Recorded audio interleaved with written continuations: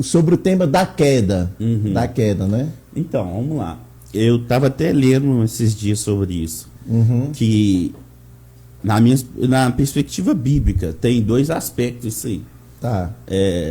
O primeiro aspecto que eu achei interessante na queda do homem é a proposta.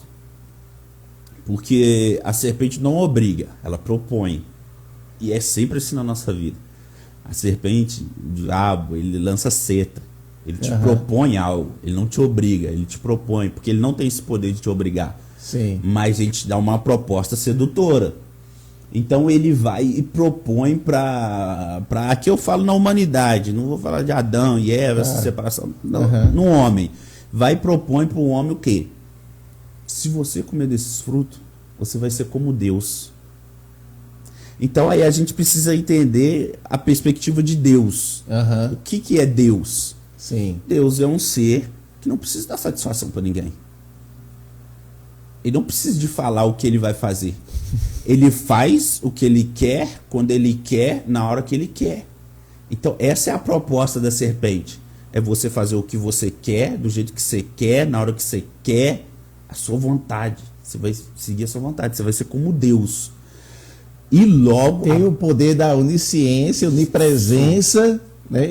Onipotência. E ele vai e fala isso. E na hora fala que o texto bíblico fala que a mulher viu que era sedutor aos olhos o fruto, desejável para se obter conhecimento e tal. Aí que entra o negócio. Porque até então, Adão, sim, ele tinha uma dependência, uma espécie, uma medida, vamos chamar assim, de dependência de graça de Deus. Porque não havia pecado.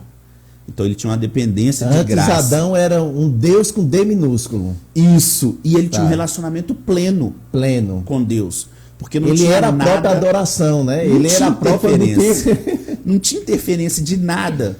Então, beleza. Aí, quando a serpente oferece essa falsa liberdade, que é, você não vai precisar de falar mais nada com ninguém. Você não precisa dar satisfação a ninguém. Você não vai depender de ninguém. Você vai ser você. Mas, automaticamente, é interessante isso, porque Adão, a gente pode chamar ele de... a Bíblia chama ele de o pai da criação, né? Adão, o pai de todos e tal. E a gente pode colocar ele como o primeiro filho. Não na concepção de Jesus e tal, mas de criação, né? E quando a serpente oferece isso, ela oferece algo que é desejável aos olhos. Ela oferece algo que é atraente. Né? Só que o Lúcifer, né? O Lúcifer que a gente assiste aí, né? Isso. Só que por trás da proposta tem um preço. E qual que é o preço? É o mesmo preço que o filho pródigo pagou. O filho pródigo, ele olhou a herança e ambicionou a herança.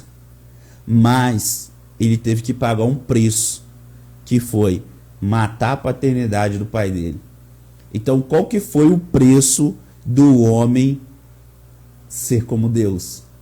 Foi se desvincular de Deus.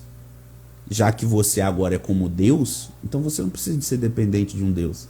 Essa é a proposta da serpente. E logo ela afasta ele, sabe? E logo o homem percebe que ele é afastado. E logo a gente fala, já era.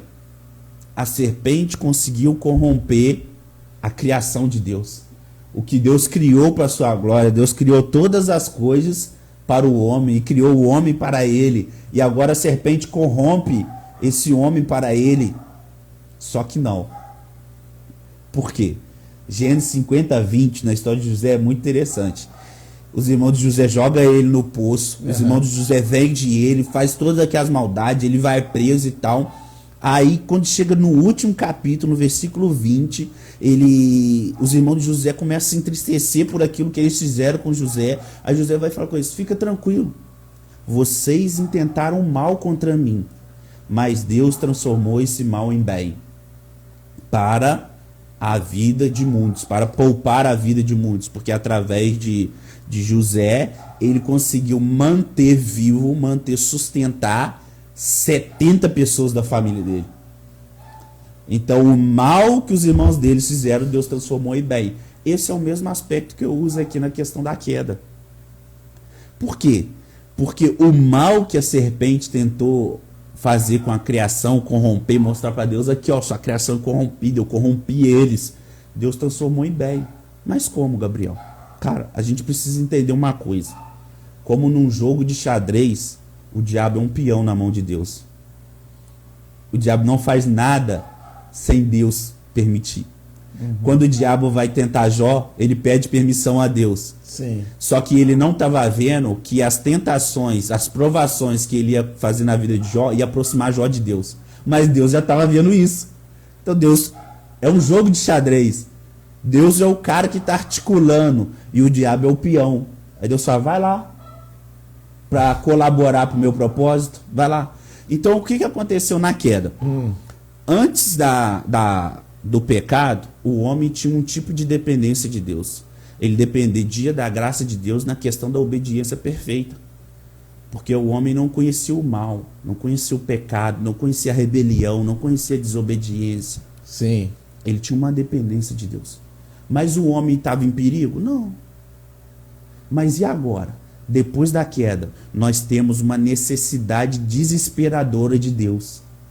Por quê? Porque nós nascemos em pecado, Salmo 151. Nós nascemos em pecado. Nós nascemos destinados ao inferno.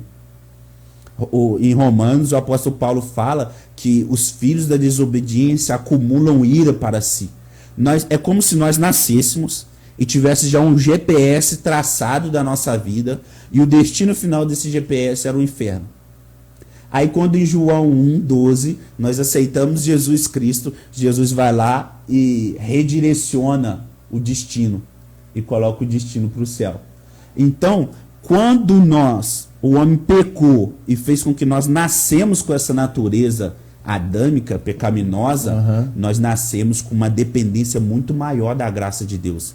Porque nós não dependemos ainda da graça de Deus como para a obediência ou para uma graça comum, como todos desfrutam. Mas nós dependemos da graça de Deus para serem salvos da ira de Deus. Sabe? Para entendermos o quão aprofundado no pecado a gente está e como a gente necessita de alguém. Então aquilo que o diabo fez para mal, cooperou para o bem.